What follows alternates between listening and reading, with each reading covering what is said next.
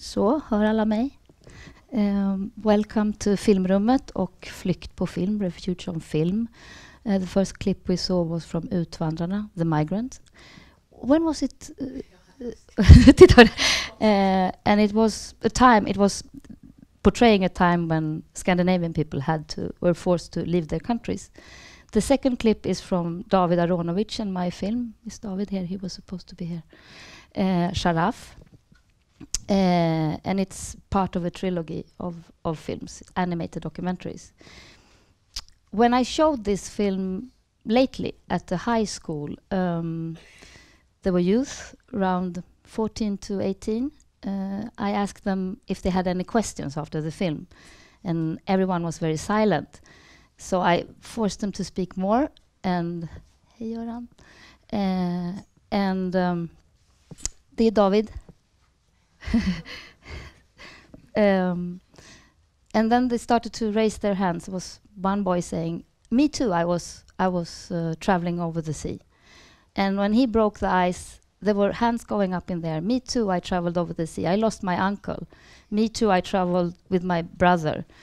And one young boy, he raised his hand and he said, "I traveled over the sea, and in order to survive, I filmed with my phone. And when I got to the Italian coast, the border control took my camera or my phone, so I couldn't show the world what I wanted to show them." And I think that's one of many proof of oppression of people on the run, people that have to flee. That I don't even know it's I think it's not legal even to take someone's phone like that. Today I have the great honor to introduce Rami and Angela, who actually managed to film their dangerous journey over the sea. Please come up.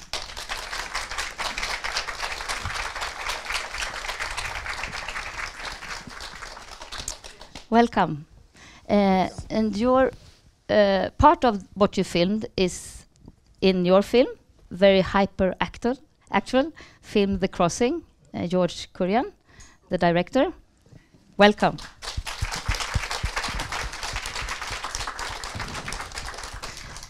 George, could you please tell us how did it start? What is the starting point of the film? I used to live in Cairo, and a person that you'll see in the film, who's actually an oud player, and he's supposed to be one of the biggest talents on the oud. And I was studying the oud from him. And then one day I found out that he's about to leave. He said he couldn't speak about it on the phone, so I said we'd meet. And I said, could I film it? And he said, well, you have to come and meet the friends that he's going to go with. And then he introduced me to Rami and Angela and the whole group who was going. And when I met them, I just found this very articulate group of people, you know, who making this trip, planning the whole thing. And then Rami and I asked Rami if I could join the trip with the smugglers. So Rami said he'd speak to the smugglers and get back. And then he got back saying, no, the smugglers will not allow someone with a camera. And then he asked me later, he said, were you sure about wanting to go on the boat? I said, yes. And then he said, give me a gentleman's promise that you will use my material in the film if I film on the boat. I said, of course, that changes everything if you manage to film. So he got a GoPro and did an amazing job filming and documenting the journey. Oh, sorry. Am I heard now? A long winding story, but that's how it began. I must introduce Sian too, who is translating for Angela when she's needing. I understand. when you need. And you actually was very moved personally by this film. Could you just give us? I know you're not the one speaking, but it was an occasion, I think, when you. Yeah, we. I just had much more understanding for my sisters and brothers when they had to leave Baghdad, 82. They were finished with the university and engaged and everything, and they just had to leave their life there and come to somewhere that they can live in peace. And because I was only 5 years old, so I don't remember that, because I was so I wondered why they are crying, and because I was so happy this was a wonderful country. I didn't need to lie about Saddam. I could speak my own language and everything. So I just cried for 1 hour. Seeing the film. Looking at, yeah. And you were saved by a smuggler that is quite famous in Sweden. Yes, Amir Haidari. I think most of you knows him. So he's in jail now, but he saved 90,000 people, and he belongs to those that everybody thinks he's very honest smuggler and nice. They probably exist too, I guess. So let's watch one part early in the film when the group is still in Egypt. And before watching it, I just want to say that part of the beauty in this film is that it's made so quickly. From my point of view, you started film July 2014, and it's already finished film that's going to be premiered in Norway next week, and on SVT the 8th of November. Remember that date? And I think it's because you have not pushed yourself into a visual form. You use everything that comes, and I think that's in this film it's really needed. So let's watch the first clip that we choose today. أنا اللي عاوزه هو اللي بيشفط بيلزق على الأزاز. لا. I just bought a camera that's waterproof. I think I can use it on the boat. So I'm hoping that I can use it to shoot some things what happens on the boat during the trip. I hope the world can understand how these people here are not trying to flee only for better life. Maybe they are trying just to have a life.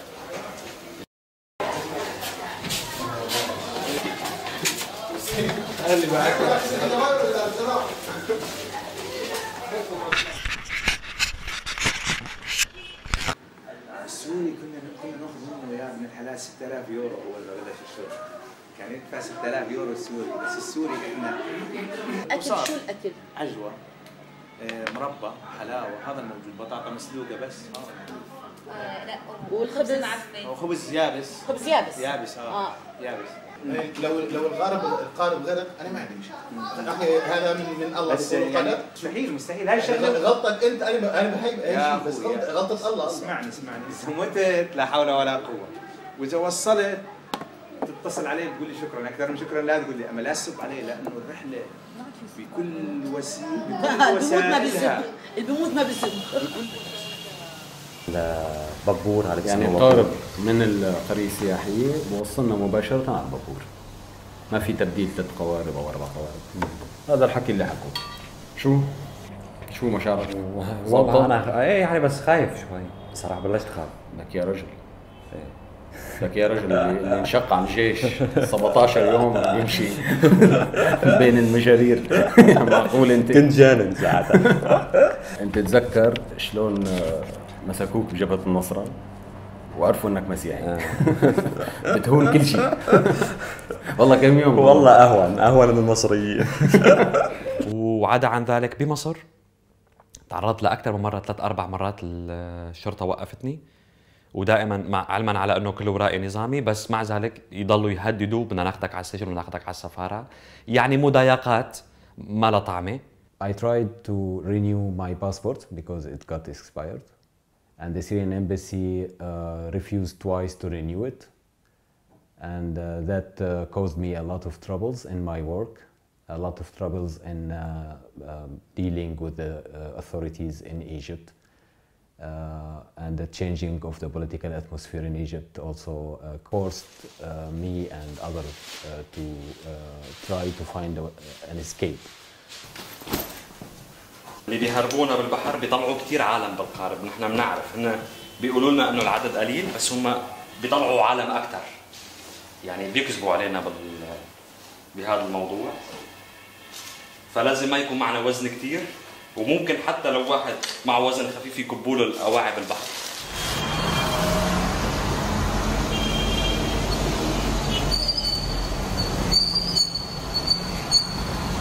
بدنا نروح على الرحلة. بدنا نروح على الرحلة الشيقة بالبحر.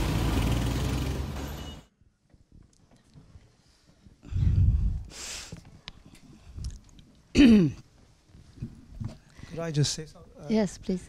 This is a rough cut at the time that, so this is not the final version, and there are a few spelling mistakes in it and things like that, so please excuse it. But I also like to say the editor of the film, Lisa Ekberg, is a Swede, and she's actually here in the room today. Okay.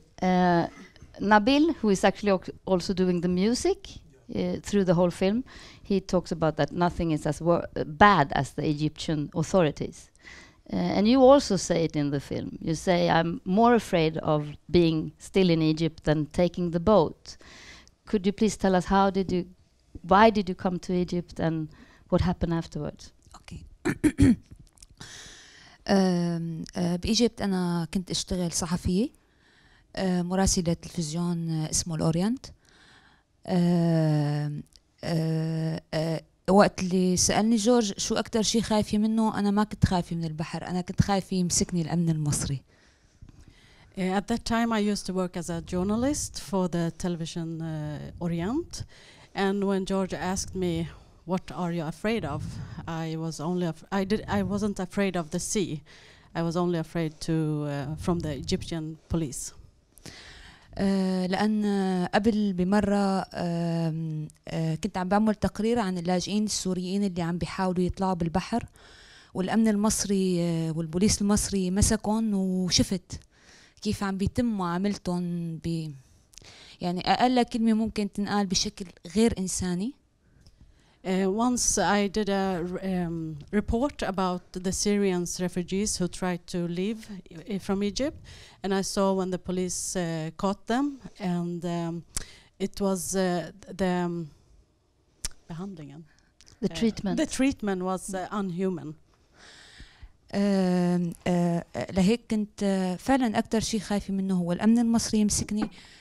كمان أنا بشغلي كصحفية تعرضت لاعتقال مرتين رغم أني بحمل كارت بريس كارت، وكان السبب والحجة بأنه أنا ما معي ترخيص بالشغل. شو ترخيص؟ ما عندي إذن عمل. And they caught me when I was trying to do my work as a journalist. I had my press paper and everything, but they always had a reason to stop me and complain about my papers or anything they could. They just want to find something. لهيك كان السبب الأساسي لأني أطلع برا مصر وحتى برا سوريا. أنا إنسان بيبحث عن الاحترام. لهيك أنا refugees. The reason I left Syria and Egypt is that I'm a human being, and I just want some respect.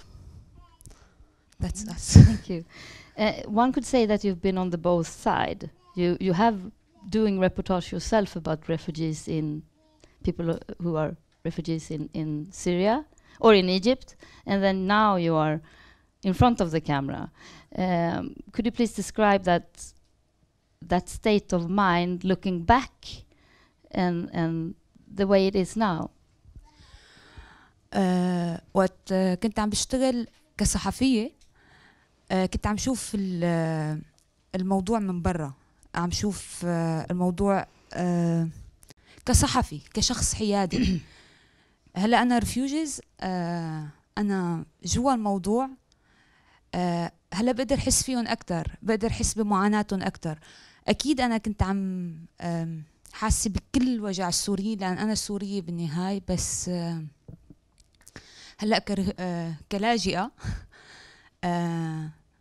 أنا بقدر ألمس وجعهم أكتر. حتى هلا إذا بعمل تقرير حول السوريين أو حول الريفيوجيز أنا بعرف شو لازم أسأل. When I was a journalist, I did my job, and I look at them from the outside.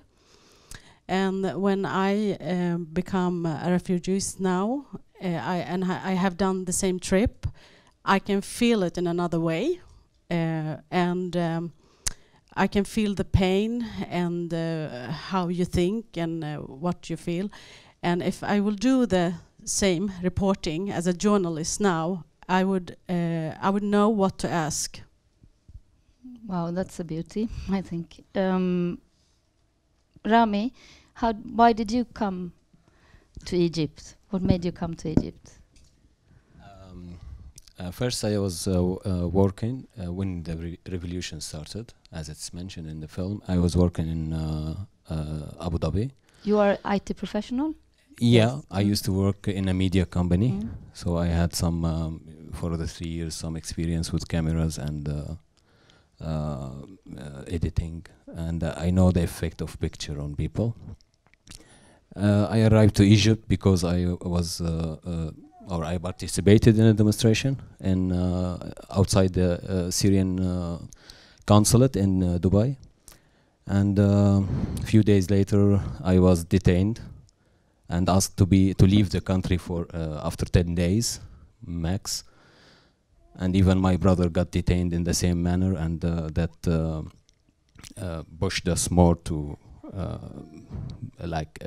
escape fastly from the country, because there was threats of deporting us to Syria. So I had no choice other than going to any neighbor country, and the best choice for me was Egypt because of the language,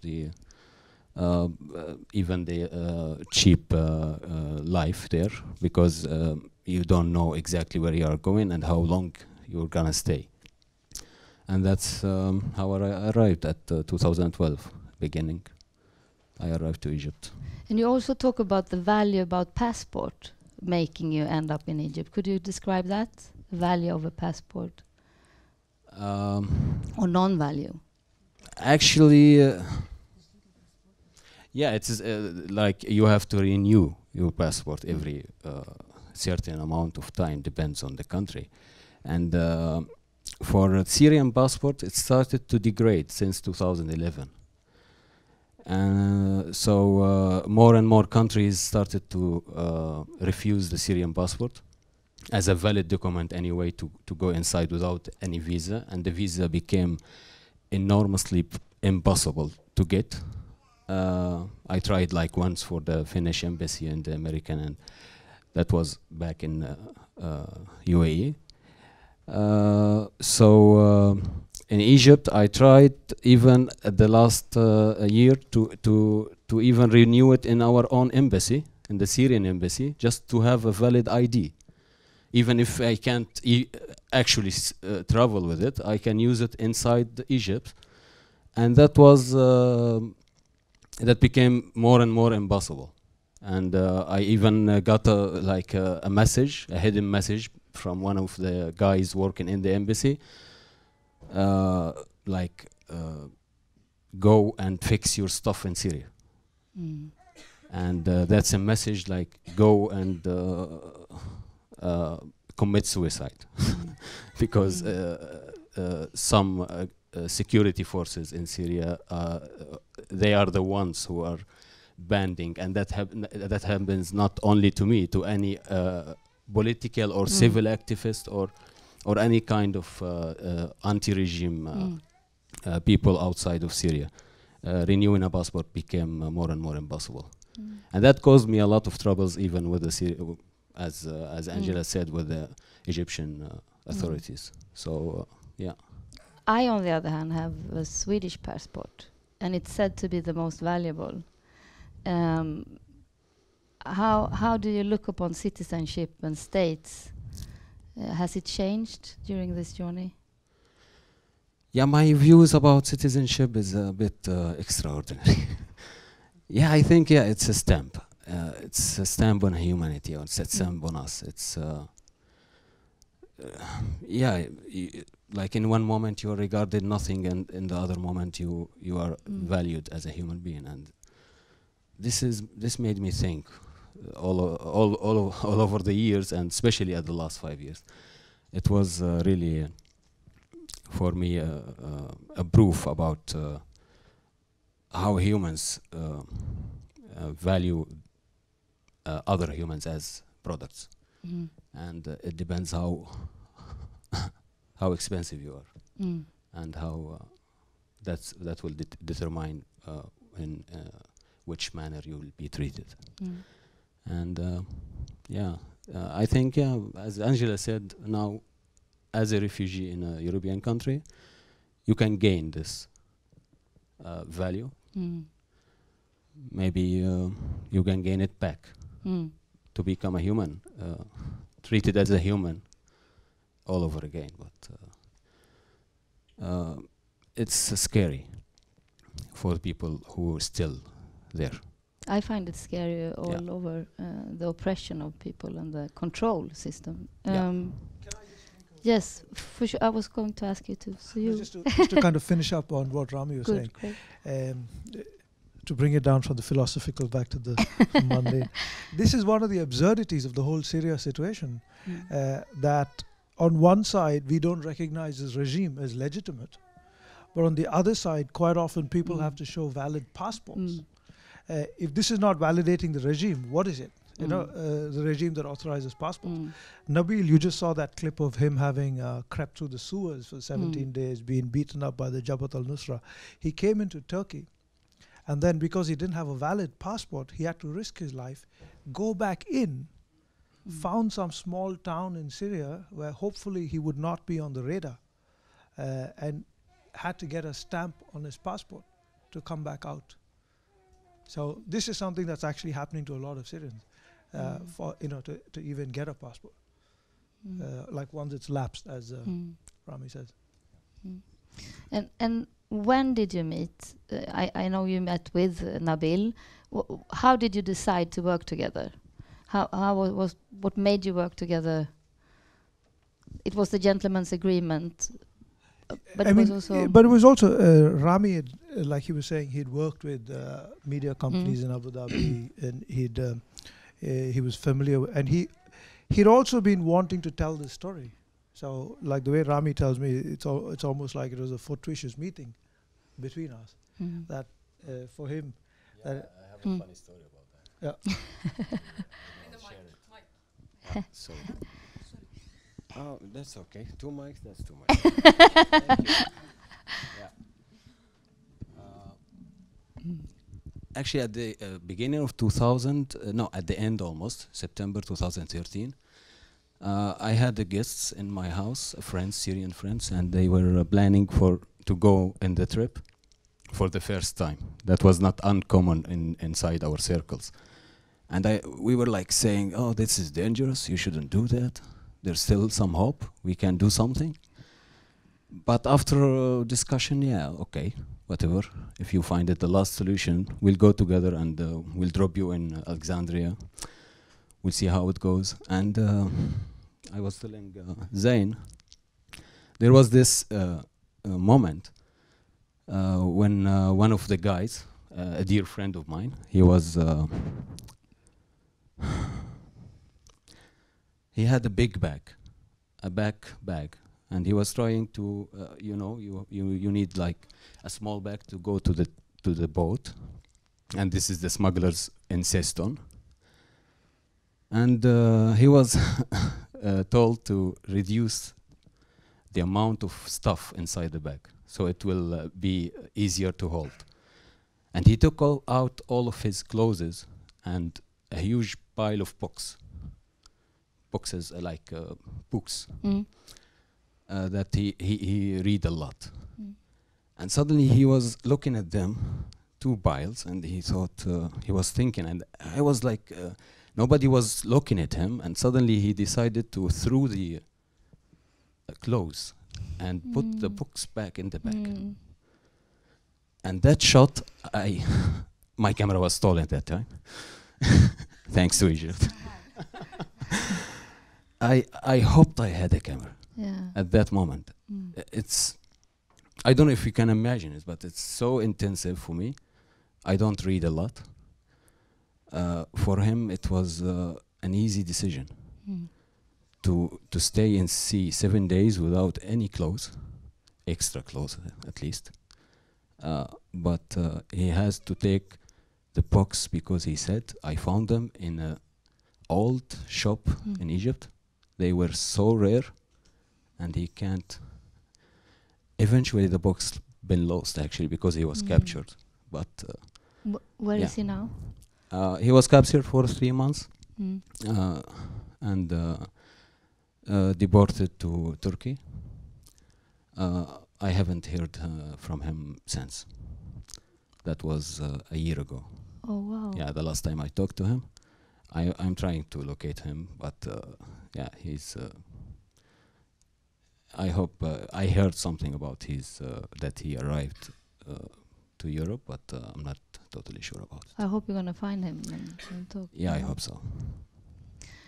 And you went on the boat, and you, on the other hand, you couldn't contact them, and you didn't know anything. You must have been like hysterically worried. What did you do? How did you cope with that situation?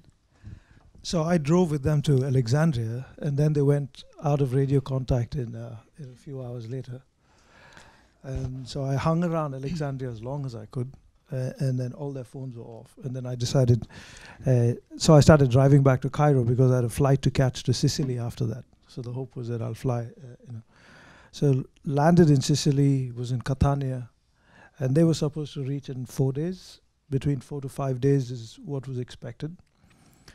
In the meanwhile, I went and found the Red Cross. I tried to see if I could go with the Coast Guard boats, onto the sea when they were being met. And of course, Italian bureaucracy made sure that I wouldn't be able to do it. They were very nice people, but they said it would take about a month for papers to go to Rome and all the rest of it. But so I was meeting the Red Cross. I was meeting everybody else, prepping up to see, where they might come and all of that. 5 days, 6 days, 7 days.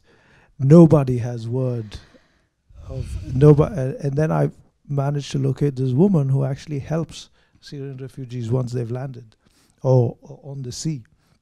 And she actually started making a network of ships, tankers and trade ships that actually cross the sea at that time. And she actually made it possible. And the last thing I'd done before they left Alexandria was to make sure that they'd put all their names on a list. So she said, give me that list of names. So she took that list and she put it out on the sea. And then when the tanker found them, they radioed them and said, okay. And she called me and said, I think your friends are headed to Genoa. Oh. So then I had to hire a car and drive 1,300 kilometers in one night from Sicily to Genoa to go and meet up with them there. Yeah, this lady is an angel, actually, because she calls every ship that goes out from Egypt. Wow.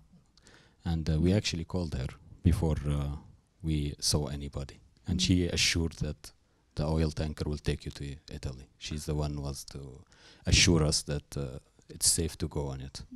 And don't wait for the Red Cross. Okay, so let's watch a clip when you have been out for 7 days in the sea.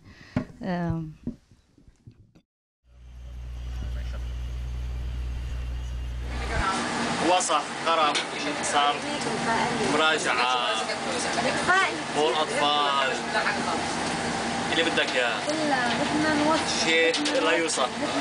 العالم بجوز بكرة ما تصدق هذا الكلام، إنه أنت تكون مثلا نايم واحد مثلا جف عليك فر عليك استفرغ عليك، بجوز العالم فكره مسح وضحك، بس هذا اللي عم بيصير معنا شيء خيال. وانا من ناحيتي هالاطفال الحلوين اللي شايفتهم هن قاعد يفائقوا حتى الان هن اقوى من اي حدا موجود هون بصراحه يعني. الله يخليهم ويحميهم. بجننوا هيك اليوم ما بعرف ليش تعبان هو شوي خايف يمكن عطشان. تشرب مي؟ اعطينا شوي يعني انت المي اللي عندك يا رتب. شو يا مارسيل؟ مبسوط؟ ايه حلوه الرحله؟ ايه يعني انت شايفها رحله هاي؟ ايه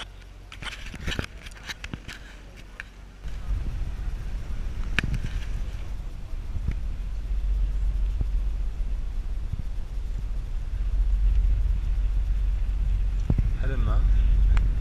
حلم العالم مقطعين نص البحر يا رجل جنون.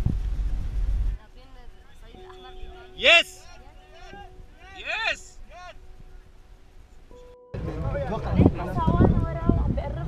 لحظة والله أسوأ الأحوال السينما هو موجود تكتب عليه وتطلع.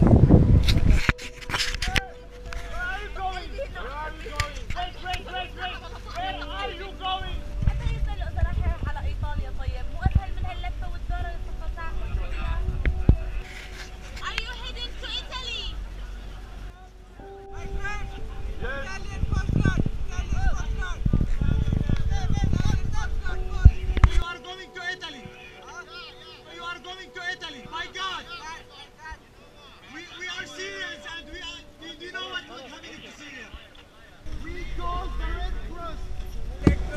Yes. We have been told to take you. Yeah. Yes. They said to take you on board. Look, brother, I want you to answer honestly. By God. So you are going to Italy. Genoa. Okay. Drop the line. كده اللي هو امان طالما جاي لك بالاسم.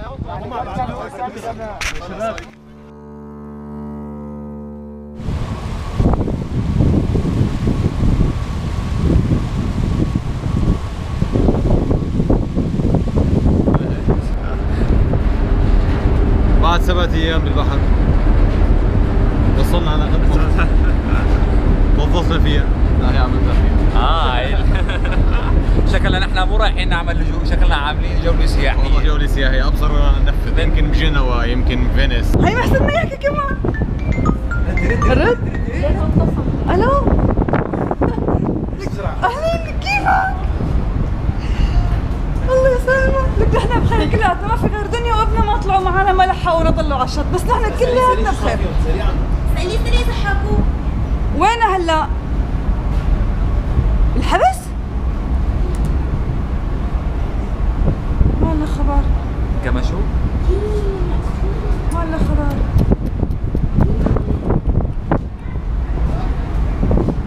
نحن بخير كلياتنا بخير وعم ناكل ونشرب وتحممنا وكل شيء ما علينا شيء، خبرت ريتا وخبرت ابو احمد والكل. هاي اهم شيء، مارسيل منيح كله بخير وعم يلعبوا ما فيهم شيء.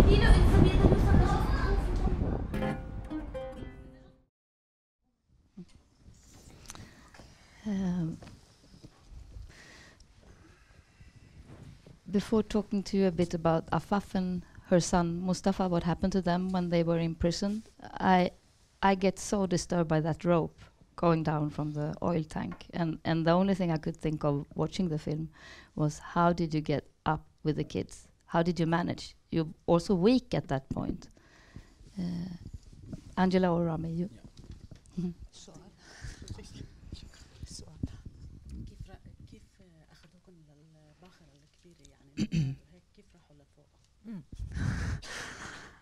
Okay. I think okay in Arabic is better for me. بعتقد يمكن نحن بأصعب لحظات اللي كان الموت قريب منا كتير كنا عم نضحك، لأن بالنقل من قارب لقارب وقت اللي قبل الإنقاذ كانت الطريقة كتير غريبة وعن جد خطرة، لأن كانوا عم بيتعاملوا معنا كصندوق، كبضاعة، مو كبني آدم. I think every moment we had that we're near that we could die, we often laughed. It's not funny, but we laughed.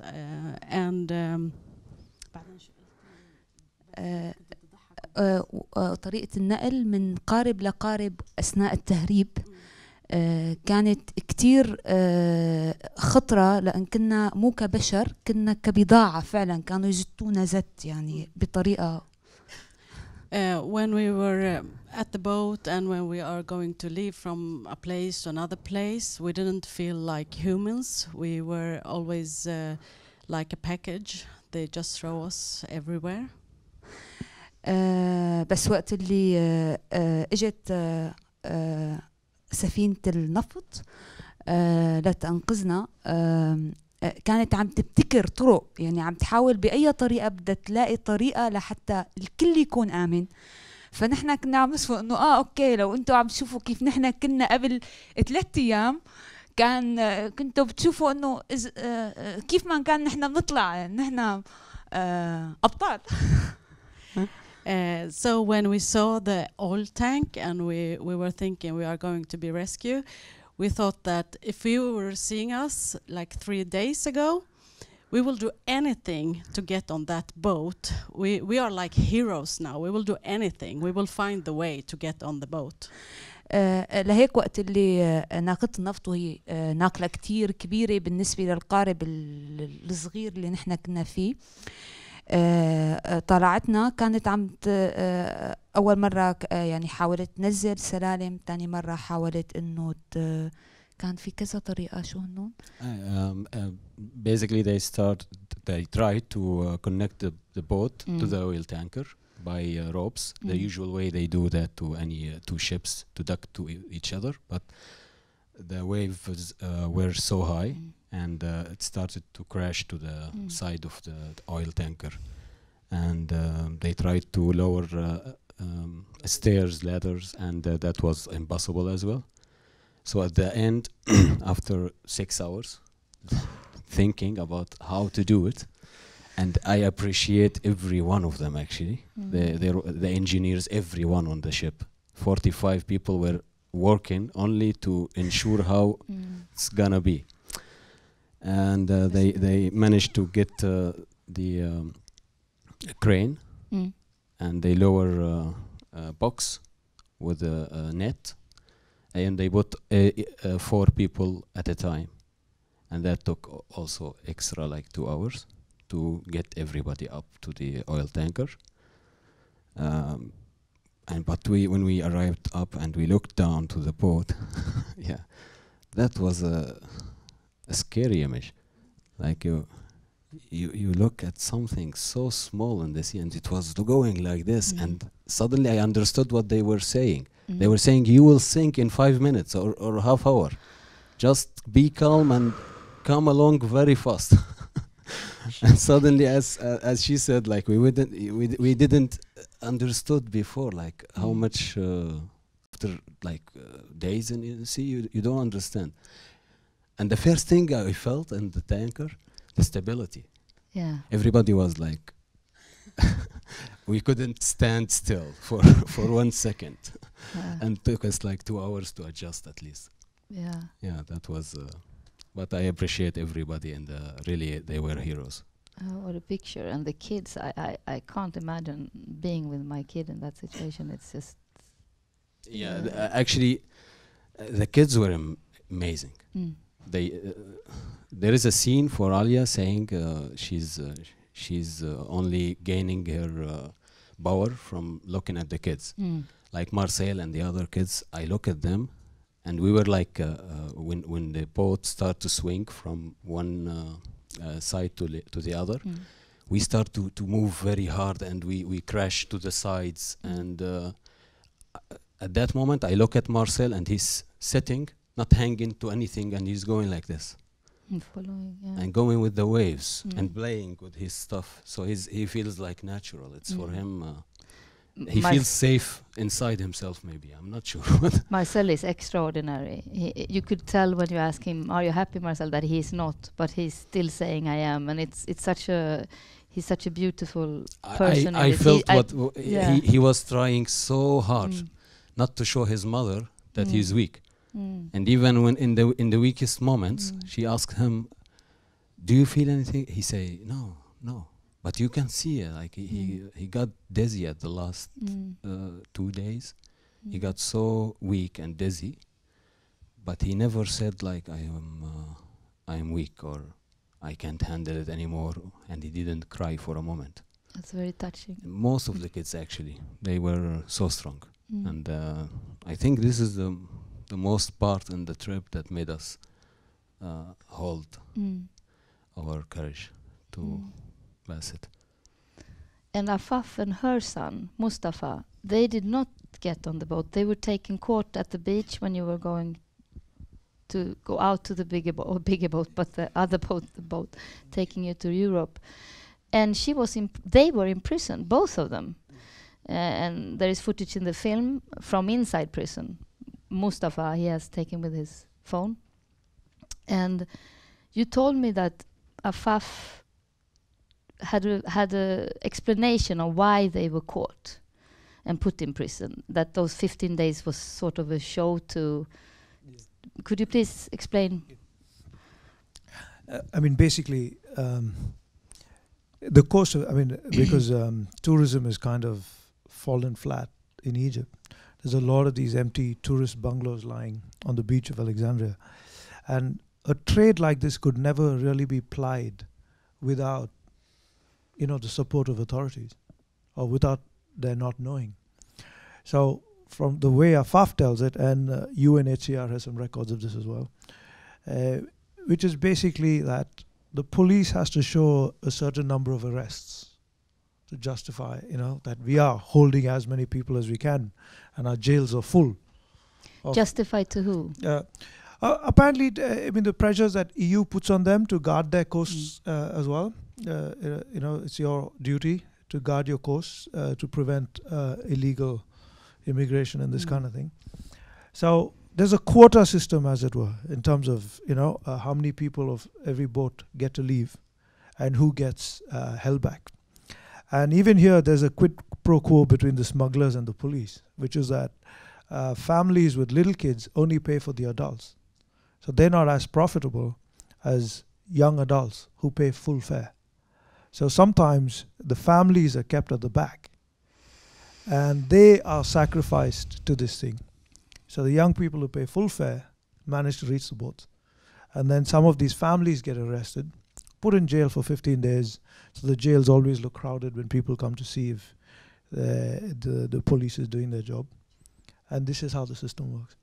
Yeah, so much corruption inside the loop. There is the loop, like every officer has to report to other officers, so they have to split the gains, but at the same time they don't want to for everybody in the security forces to know. Part of them are responsible for this, and they get the money from this.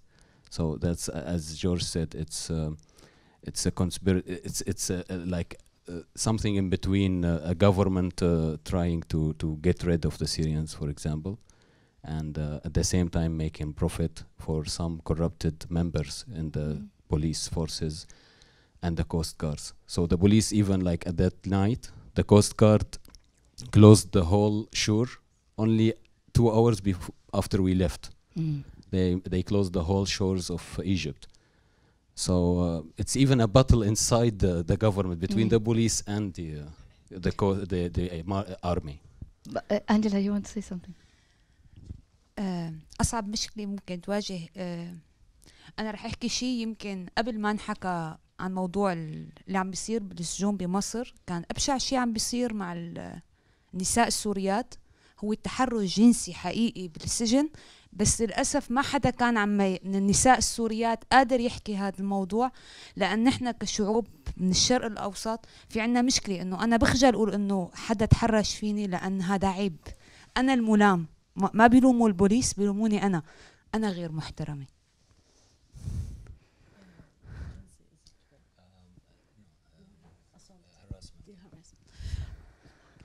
Okay, the most difficult things that maybe we don't talk about because it happens to the women in Egyptian prison, and it's sexual harassment, and we are ashamed to talk about it because they don't blame the policeman who does that, they blame us. So it's so difficult to talk about it, so that's why we don't hear about it. وأنا وقت اللي عملت التقرير عن اللاجئين السوريين بالسجن بالإسكندرية أنا قابلت نساء ولكن هنن رفضوا، وحاولت أقنعهم بأنه أنا بغطي وجهكم، بس خلونا نحكي، خلونا نقول. بس للأسف لأن نحن شعوب شرقية والمرأة بوضع فعلا صعب كتير، وهي دائما هي الأضعف وهي اللي عم تعرض للاضطهاد، وهي دائما الملامة. لهيك لهيك كان أكتر شيء مخوفني هو السجن بمصر.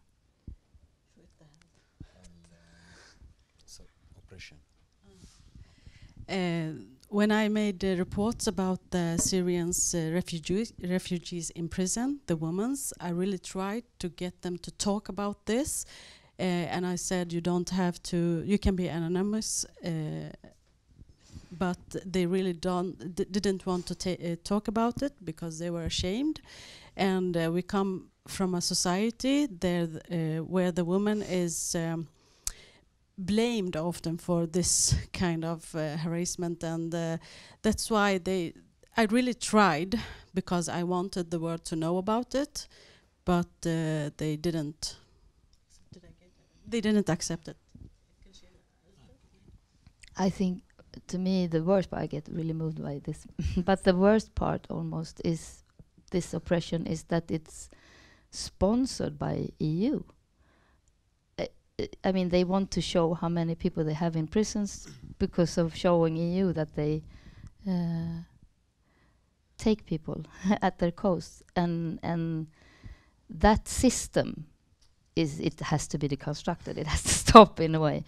And I know you told me the other day that Europe should not ask, what can we do more? Europe should ask, how do we reveal our involvement, and how do we stop that? How do we do less, so to speak? You are also been occupied with those questions before. You moved to Afghanistan to look at imperialistic structures from outside, getting involved in that. Could you please tell us briefly about that? What drives you to do this? I mean, I think just to finish up on the last thing that they were saying is like Hans Rosling. I saw this thing that he'd done, talking about why people can't get on a plane and just come over, as opposed to having to take this trip. So just a question I'd like to leave you with: like, each of these boats costs about $500,000. Like, that's how much people are making off each one of these boats, like on a minimum. This is what people are paying on those boats to actually come. Anyway, but the other question I think is, we quite often so preoccupied with this, the refugee question, and what are we doing, and the immediacy of everything else. But at the back of all this is the interventionist politics that have been ailing the Middle East now for decades. And somehow this question almost gets completely sidelined in these, one question after the next. It's something here, it's Egypt, it's that. But how did these situations get to this? How did Bashar al-Assad get in power? How did his father get in power? How did the Ba'ath Party, which was once upon a time a group of well-meaning Fabians, suddenly become known for the likes of Saddam Hussein and Muammar al-Gaddafi and Hafez al-Assad in Syria? I mean, I think, and somehow, when we're always talking about the immediate things, we quite often failing to see the context in which these events actually happen. And there's one thing to say, I was struck by this interview I saw with the Danish Prime Minister Rasmussen once. So this is a man who was the Prime Minister of a country, and then he later becomes the head of NATO. And then when he's asked about the operation in Libya, he's repeatedly asked, do you think the operation was a success? He says, yes, our mandate was to go to Libya and have regime change, and we achieved this. So the consequences of that regime change, have they been useful to the people of Libya? This is a question he refused to take. And so the question is, when you're a prime minister of a country, when you have to think about every aspect of your nation's well-being, would you be able to get away with an answer that said, I thought of a military solution, but unfortunately that had a collateral damage of this grand scale? So obviously as a politician you can't get away with that with your own domestic population, but just because you sit on another chair running NATO, it becomes possible to put yourself in this box and say, this was our goal, it was a limited goal, we achieved it. And it is Libyans now in Calais, it is Libyans now crossing the boat, dying as well, the unguarded borders and all the rest of it. So this part of that conversation, I think, quite often gets missed out. We have to talk about it more, for sure. I think so. Yeah. Rami, you wanted to say something about it? Did you have any? What George is saying is actually correct. Exactly, that's what's happening. And I can add a small thing about, for example, the changing of the regime in Libya. Look at that. And I watched the whole thing, and I had friends there. Both options were worse than each other. And I think, as George said, the source of the problem, that someone like Muammar Gaddafi and his sons, and Bashar al-Assad and his sons and family, still has account in Switzerland, for example, still has work, and corporation working in all the European countries, and the sanctions are only on things that affect directly the people. So neither economic sanctions nor the military actions actually has any effect on changing any regime. They should really intend to do it. The thing with petrol for food in Iraq, that went to be the most corrupted thing in the history of the UN. And with Muammar Gaddafi as well, they changed the regime, they created a failed state.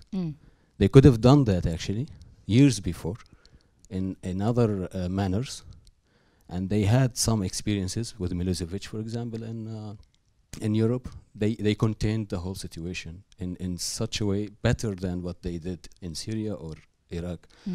Why these countries doesn't deserve some of this attention, at least? It's power structures that and the people are always the one affected. Switching from that power structure, one significant thing with the film, The Crossing, is that you laugh so much, as you said, and it's so black humor. One of the first scenes when you get on the boat, and is it Mai or who is it that says Titanic? It's like all the time this kind of joke that is fantastic, and you are such a loving group to each other, I think. But it's still a little bubble, and then you reach Italy and everything bursts. You laugh your head up about the smugglers and their stupid way of being, and you say we need to learn Italian pizza, pasta, and all this, that it's bursting. And then all of a sudden all the joking is gone. When actually getting into the asylum process in Europe, you get all depressed. The whole group acts the same. And it's so striking to me that no matter the inherence, no matter your background, no matter the group feeling you have, everyone breaks down by the system, by this asylum system. And let's watch the last clip from the film that I think shows that a lot. It's you, Rami, are in Amsterdam with Mai and Marcel.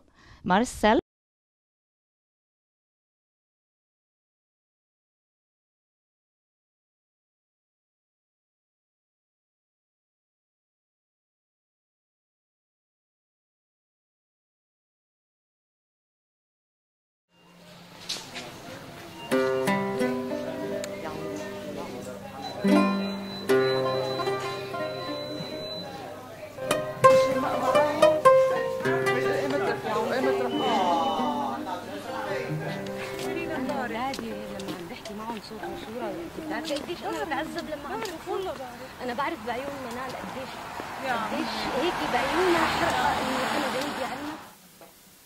ضلكم مكتئبين.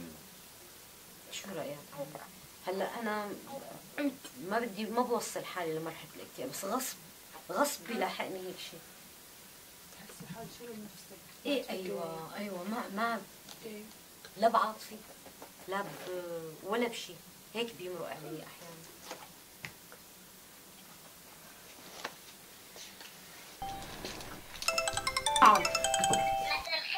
لك مسا الفل. مسا الورد. احلى صوته يا الله البنت. كيفكم يا حلوين؟ لك اهلين يا حلوه. والله نحن من بعدك. اشتقت لكم كثير. والله ونحن اشتقنا لك يا حياتي يا عمري انت. يا درساني اشتقت لك انا. طب فيك تغني لنا اياها شوي ماما؟ فيك تقولي غني لنا هاي شوي. قولي لنا اياها. عبيوتنا بدنا نرجع، ما بدنا بحالتنا مدفع، لازم هالعالم يسمعنا، يوقف معنا ويساعدنا. نحن خلقنا حتى نعيش، مو لنموت أو نسافر. عم تسمعونا منيح؟ عم نسمع. والله نحن عم نسمعكم يا ماما، بس ما في حدا غيرنا عم يسمعكم للأسف يعني.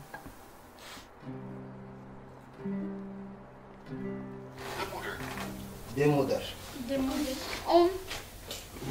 Moeder, mother. De zus. Zus. Ocht. De vrouw. Vrouw. De vader. De broer. De broer. Ach, broer. De vader. Vader. De vader. Kapitel 4. Konsumtion. Jag heter Katarina Palmgren.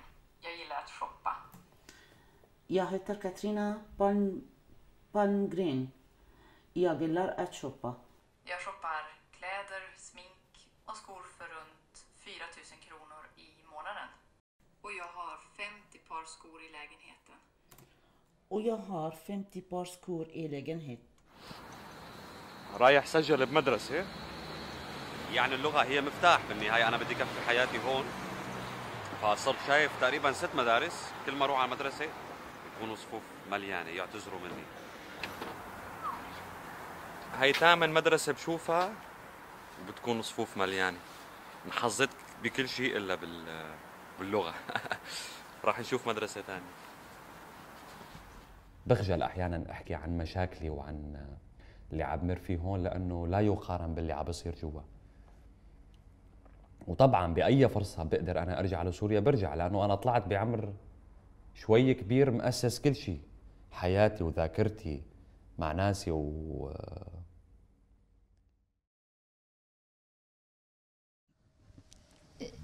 Yeah, the absurdity of that scene is, we laughed our head off the other day when we talked, because I can't grasp how someone put consumism in that context. I mean, it's quite a long editorial line. First someone writes it, get the idea, someone check the spelling, someone print the book.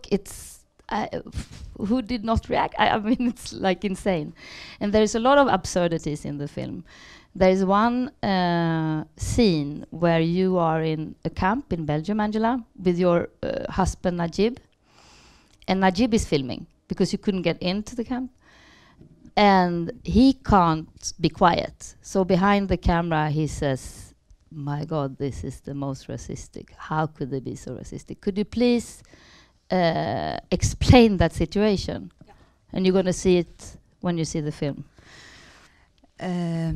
كان هي عبارة عن حفلة كريسماس للأطفال، فكان سانتا كلوز والمساعدين تبع سانتا كلوز سود، فهي كانت من باب المزح مو أكتر. يمكن نحن Okay, it was a party. It was a Christmas party for children, and Santa Claus was there, and the assistants were black, 2 black people. Yeah, but they were not black. They were face. Yeah, it was like a joke. It was like a joke. نجيب علق انه شو هاللمحة العنصرية هي، انه سانتا كلوز ابيض ومساعدونه سود. And Najib, he hanged up on what kind of racism is this, that Santa Claus is white and his assistants have to be black. هي كانت مجرد مزحة. ما بعتقد انه الموضوع هو يعني كان جدي كتير بقدر ما هو كان مزحة. Black Pete. I understood because I know Najib. I know remarks of Najib. And I think because in this instance he was trying to cast a light that how sometimes we try to hide our racism by being so obvious. Like yeah, Santa is white, so his assessor should be black to make the balance. This is the type, so we look up ridiculous. This is how he meant it to But be. it's so absurd because it's a refugee camp. And I mean, you got very connected to a family that you, I guess, are worried about, and I mean, this is that are colored, and I mean, how could you? It's absurd. It's really absurd. And how do you cope with this alienation, this being in this environment, looking upon it and being pushed into it?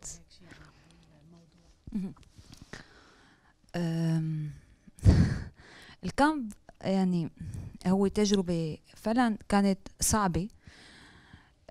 يمكن كان حظنا سيء بأنه الكامب اللي نحن كنا فيه كان شوي يعني كان ما في خصوصية أبدا.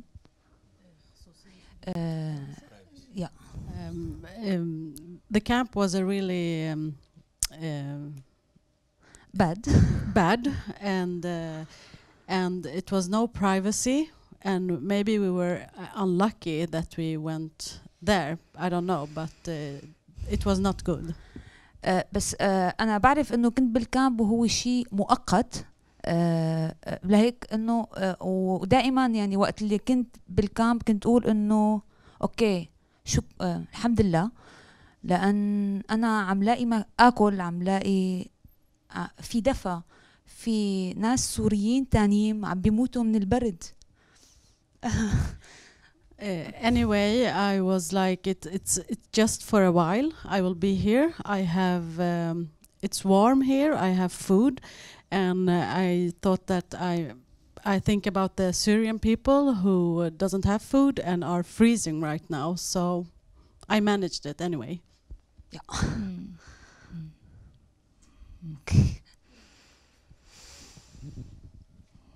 You okay?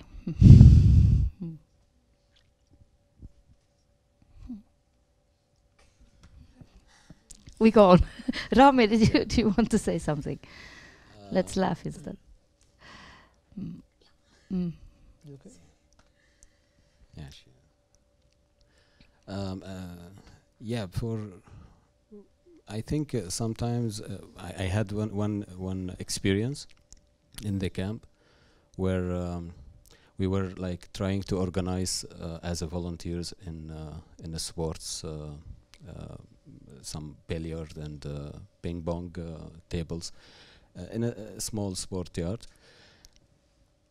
for the camp, and I was suggesting to one of the employees that I noticed that most of the people from Eritrea, they come to play, for example, and because there is no obvious system how to get in turns, and the majority is Syrians, so they didn't get a chance to play because they come and ask, but the Syrians talk in Arabic between each other, so they managed to play all the time and not leaving extra time for other nationalities, for example. And when I tried to explain that to the employee, she said, okay, they should find a way. But I told her, okay, we should make equal chances for everybody, as I understood. And at that moment, I noticed that there is even a bias towards people who look like that they look like her, or she can speak with them. And I heard it so many times. Oh, these people from Eritrea. But you are good. You can talk to you. You speak English good. And I look at that. Okay, so in another situation, I'll be the Eritrean, and some other people from any other country could be the new Syrians. So this constant hierarchies. It is a constant, and it doesn't change. It's always someone more treated well than others, and it's a continuous loop. It depends on whose turn is it. Once it was the Eritrean era, and suddenly, this is the new preferred group. So racism and any type of discrimination, it's and also politics. You're in the hand of politics that could change any day, and that time it was. And the media has a role in making how the people should look at others, to observe how was like the picture of refugees before and how it's presented right now. That made the people change their minds, or maybe be more aggressive or more kind. Depends on how the media offers. You had a revelation when you lived in Angela's apartment once. Where was that apartment? It was in... So this is in Brussels. Yeah. Angela and her husband had just been allotted a little studio flat. It hadn't been heated for, I don't know, months. And Angela and her husband were staying with a Kurdish friend of theirs, but because I wanted to be close to them to film, because it was in the outskirts, I chose to stay in their flat. And this was kind of a broken down flat with like one bulb that worked in the back, and things got very cold all the time. So once they'd left, there was one abandoned mattress and one synthetic blanket, and the only way to stay warm was to kind of wrap yourself like a mummy and lie down straight to keep the warmth in. And I was lying there like that, and suddenly I had this idea of something that I needed to film the next day with them. And just so I don't forget, I thought I should make a note of it. And the thought that crossed my mind is, if I get up now, I'm going to lose all the warmth that I've accumulated under this blanket, and it's going to be a while before. But also at that moment, I realized actually this is how do you say it? It's a luxury problem in a sense. I have something to get up for. I have something to do. And all of this is therefore just a temporary problem that I know will end soon. But to have to live in the same way with nothing to get up for, that is sometimes the situation that a lot of people go through for years on end. I mean, these are people who are still articulate, speak English, who have a chance at getting a job and things like that. But there's so many people who literally lose their identities. People who've had great jobs within their communities or tax-paying members, like normally all of us, you ask us who you are, like the first or second sentence is, I am a, and you name your profession. But suddenly you're in a place where you probably will never be that. And to have to face a lifetime with, like, who are you anymore? And that, this crucial aspect of what it is to be a refugee is. We're going to wrap up for questions soon, but I think it's very, it's significant in this room too. I can seek funding at Swedish Film Institute. You live in Norway for a while, but you're not even the culture test. So you couldn't get the NFE fund because you didn't pass the culture test. While we truly need those stories. And that reportage or film about the Syrian women, who cares about the language in that sense? We can translate it. You are a great resource. Meanwhile we go and report in Syria, and you are here and could. It's the system. It's bothering to me, and I know that one colleague, Marta Alsouliman, she said once that we should encourage the Film Institutes to get a fund for paperless people and making their stories, and not only having people telling their stories. Please. I have only a small remark about that, because as I said before, that the thing with a friend that got captured, and afterwards I thought like I should had a camera, should have had a camera. And a while later, I get contacted with a famous film documentary producer, which totally he has the fund, he can do whatever he like, and he only started to ask questions, and how is it? And I was like Skyping him and telling him every minor detail. But the thing, as you said, he has the means, he knows how he can do anything, but he only wants to know the information from the outside. But he could have like lived the experience, or take it from other perspective, as George did. He went inside. He met these people. We became friends after Nabil like introduced me to him. We became friends. So he felt how it can, and but he lacks the means. So this is the contrary. Like people with funds on means that they don't have the chance to go inside sometimes, or some of them they don't have the will, or the ignorance. They want only to like take it like a product, an easy product, or like a report only. And some of them, like George did, and he got the courage to go inside and see how to do it, and think, invent some ideas how to do it. It's how we thought like to make it. And so yeah, what you said, like this experience of mine, like that's why when I met George, I thought, yeah, this is it. I mean, it's not only that it's including, excluding.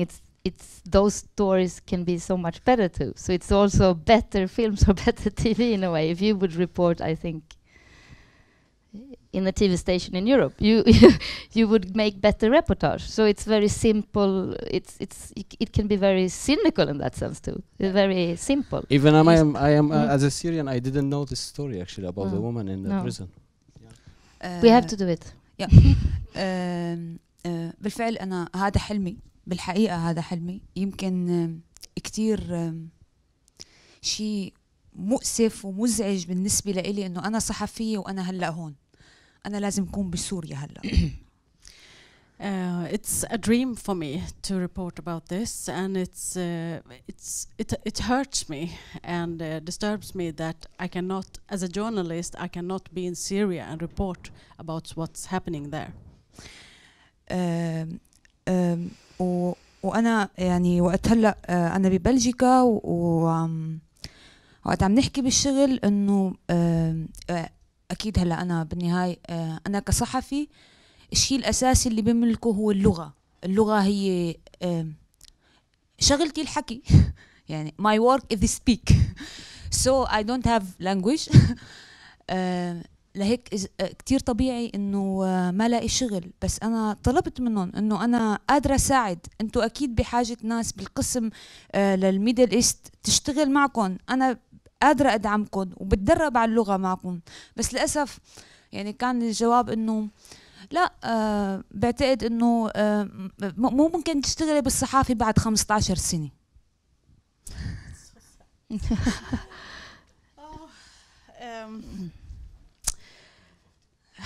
I live in Belgium, and I have told them that I can work as a journalist. I can do good stuff.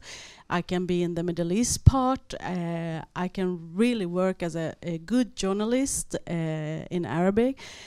And the only thing I get back is we're sorry, but come back about 15 years when you can speak the language. So it's frustrating.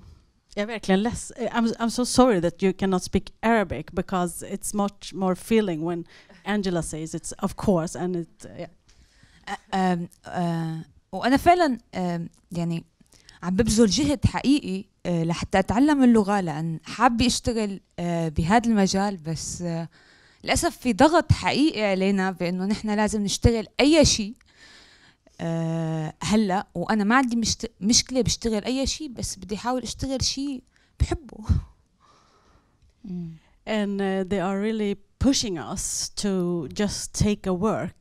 And yes, of course I want to work, but of course I want to work with something that I like and that I can do. But they are still pushing us to do whatever, some job only. But I really want to find something that I'd like to work with. Yeah. We need to wrap up for questions. And knowing your collective knowledge, we have just scratched the surface of it. So at least I'm going to talk further with you outside. So if anyone else wants to talk further, we are going to be outside. Mette, are you giving the word to the audience, or just wondering if anybody has any questions?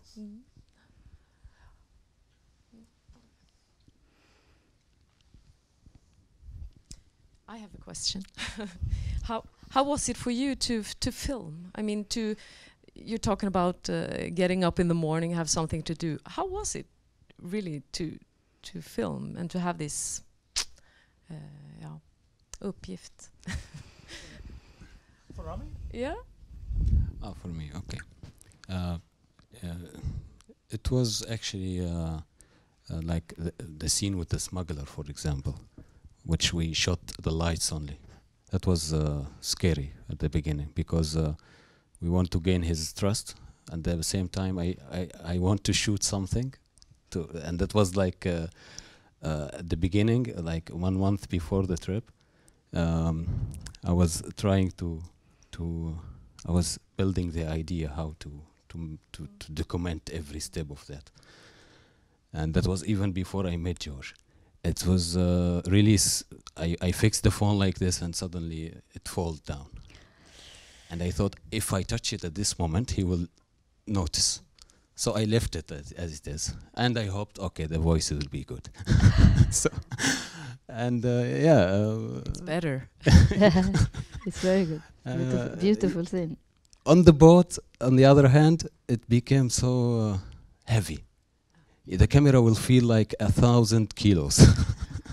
Will feel more heavier than you. Once I looked at the camera and then I didn't have anything to say actually. I couldn't even think about anything. And sometimes I just put Nabil on the camera, please say something. Because I really don't have any power left. No. So it wasn't a motivation in a sense. Sorry? The camera wasn't a motivation for you in the end. It is, but you reach a point that you can't exclude yourself from this event. With a camera, you are shooting something you feel excited about. You look at things and you feel excited. Okay, I have to memorize this, I have to take this, and suddenly you are part of this.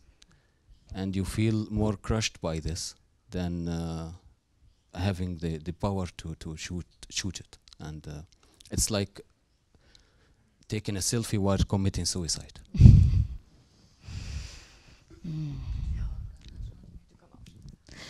Oh, thank you so much for your patience and your question. Great. Great.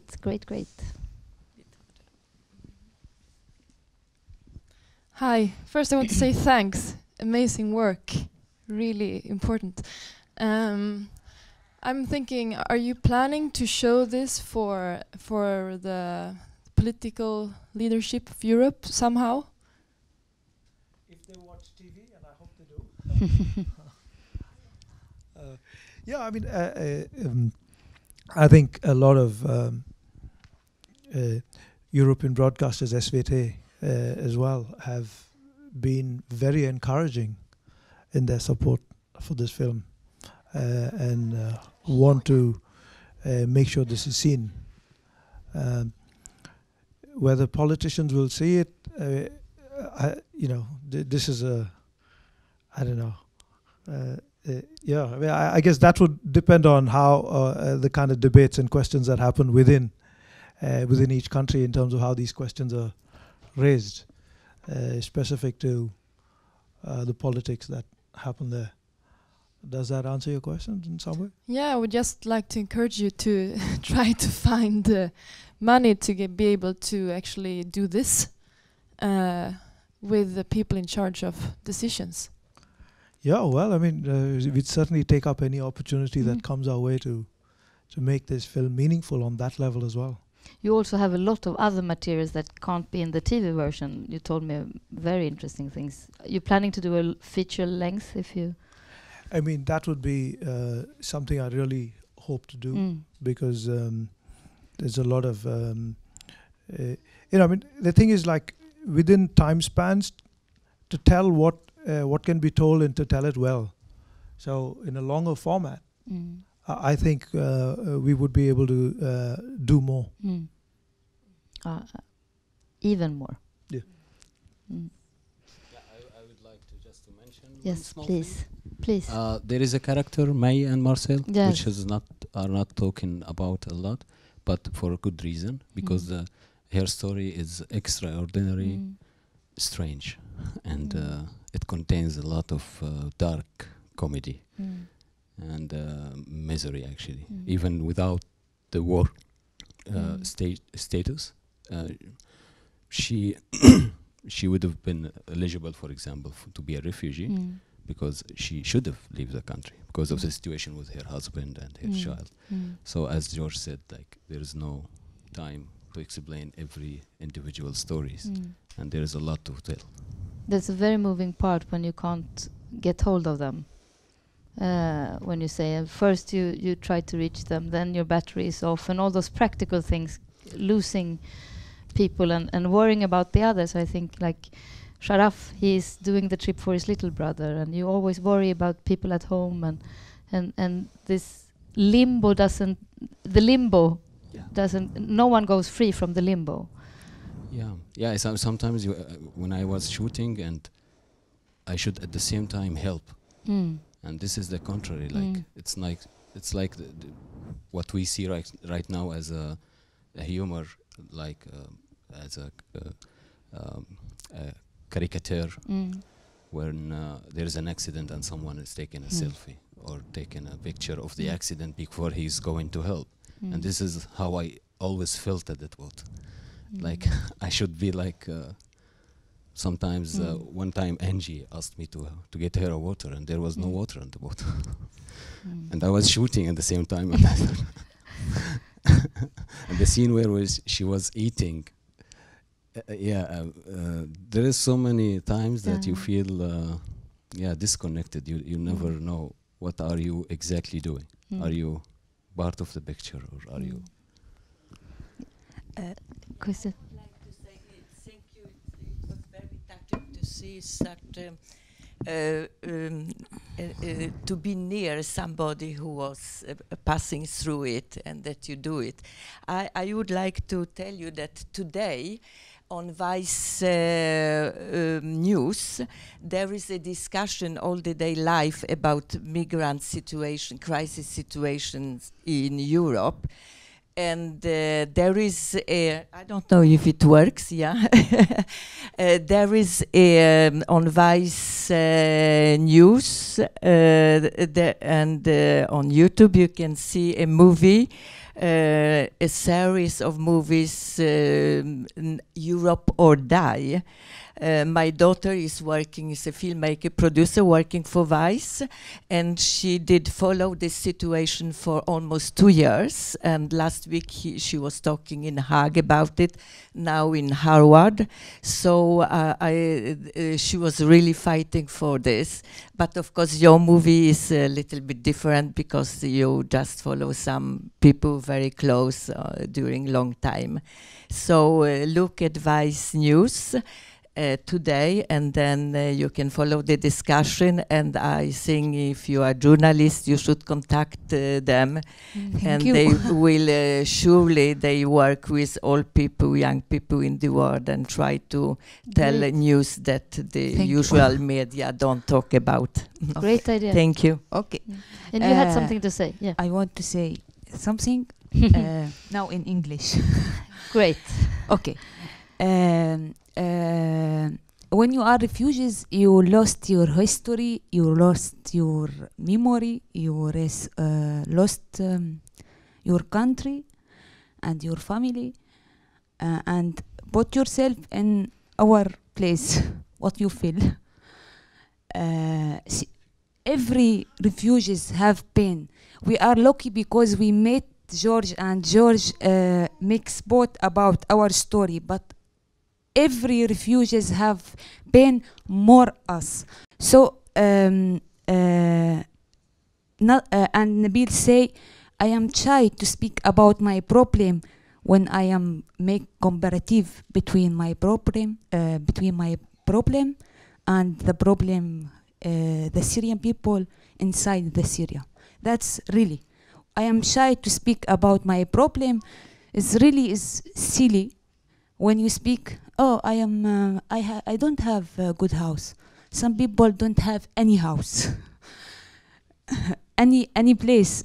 So thank you, George, for support to us, and thank you for your support. And I think we will have a good future, but some people they can't. And that's problem, and that's our responsibility. Thank you. Thank you. Thank you for coming.